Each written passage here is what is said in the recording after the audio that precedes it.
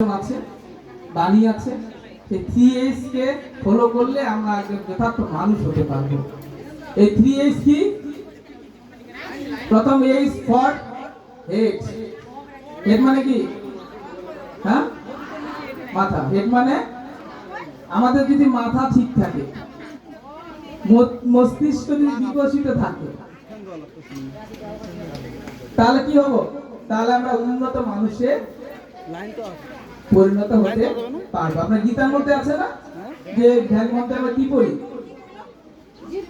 সর্ব উপনিষদ গাবো দগ্ধ্বা গোপালনন্দনঃ পার্থো বৎস সুধীর ভক্তা দুগ্ধং গীতামৃতম মহৎ।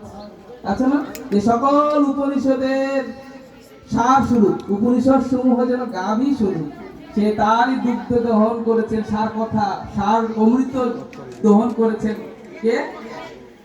দুগ্ধা গোপালনন্দন, ভগবান শ্রীকৃষ্ণ দহন করেছেন। উপনিষদ গাভীর দুগ্ধ দহন করেছেন গীতা রূপে।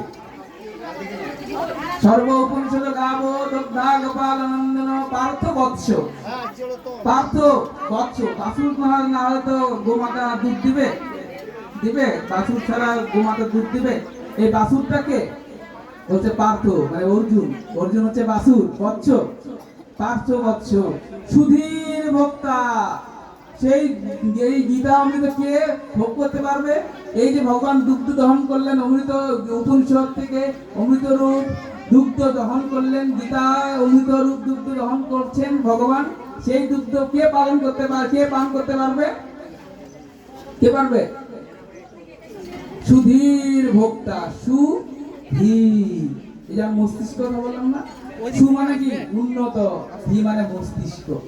যার কেবলমাত্র উন্নত মস্তিষ্ক আছে সেই গীতার মর্মবাণী বুঝতে পারবে। এই যে প্রথম বললাম 3H এর প্রথম হেড, প্রথম H কি? হেড। মাথা ঠিক রাখতে হবে। যার মস্তিষ্কের মধ্যে খারাপ বুদ্ধি আছে, যার মস্তিষ্কের মধ্যে কুপ্রবৃত্তি আছে, যার মস্তিষ্কের মধ্যে শয়তানি আছে, সেই দুর্জন বিদ্যান হলেও পরিত্যাজ্য, তাই না? আগে এই মস্তিষ্কটা ক্লিয়ার করতে হবে। দ্বিতীয় H কি বলছেন? সেকেন্ড H হচ্ছে হার্ট। হার্ট মানে কি? হৃদয়। আমার শুধু মস্তিষ্ক থাকলে হবে না, অনেক বুদ্ধি, কিন্তু হৃদয় নাই।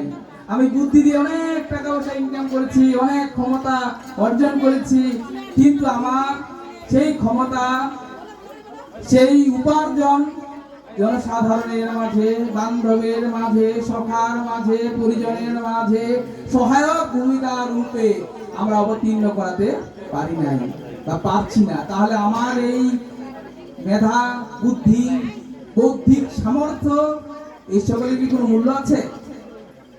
মূল্য আছে? আমার মাথা, আমি অনেক টাকা ইনকাম করছি মাথার বুদ্ধি দিয়ে, অনেক বড় চাকরি করি, বাট